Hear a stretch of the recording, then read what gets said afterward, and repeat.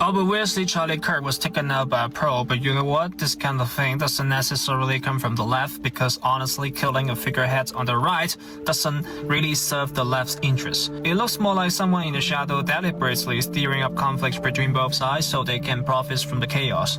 And Charlie Kirk ended up as just a sacrifice in that bigger game. Now, I don't want to dive too deep into American politics here because most of the time it's just waste energy, so let's step back for a moment and see Charlie Kirk through another cultural lens.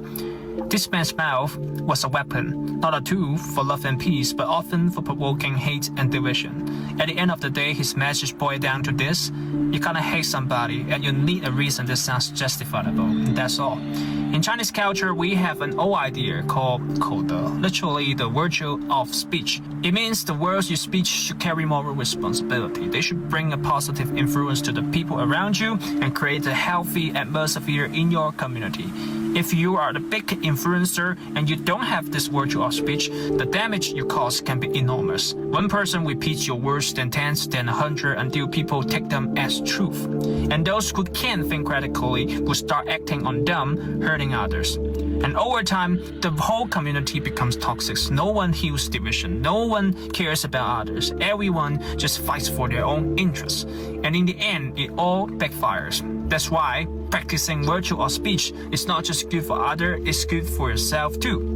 The very first chapter of the I Ching says, a family that accumulates good deeds will always have blessings left over. A family that accumulates evil deeds will always face disaster. That's basically the Chinese version of karma. But in modern times, this survival wisdom has been twisted. People think, oh, saying good things, spreading positivity, that's not freedom, that's censorship. Only spreading negativity is true freedom. And so the word freedom gets abused. Gun control becomes taking away Second Amendment's freedom. Stopping fake news becomes destroying freedom of press. And who pushed this twist concepts here?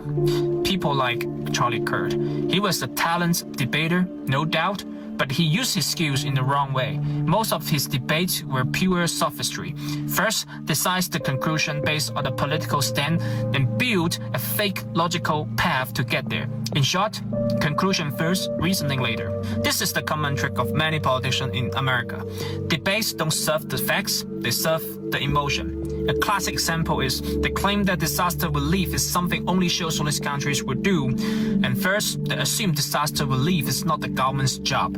Then they play on people's fear. Socialism is evil, so the audience end up accepting that their just governments shouldn't help in disaster at all. But the truth is simple. Whether socialist or capitalist governments has the responsibility to help in disaster. Otherwise, why do you guys even pay the tax? Even if governments didn't exist at all, any capable human being should help those in trouble. Otherwise, what right do you have to call yourself human? There's an old saying, facts speak louder than arguments. Reality doesn't bend just because you're good at debating. Charlie Kirk once claimed empathy is just a make-up new age term. But that's not true at all. Empathy is ancient. It has always existed. Over 2,500 years ago, Confucius says, treat others as you wanted to be treated. That's empathy. It's not something up for debate. It's just an objective fact. So, Charlie Kirk, rest in peace. You didn't have empathy, but we do. And now you have met your maker. How will he or she define your life? Did you die for justice or for politics? Or maybe, are you just the spark that will ignite something much, much bigger in the future? I'm curious.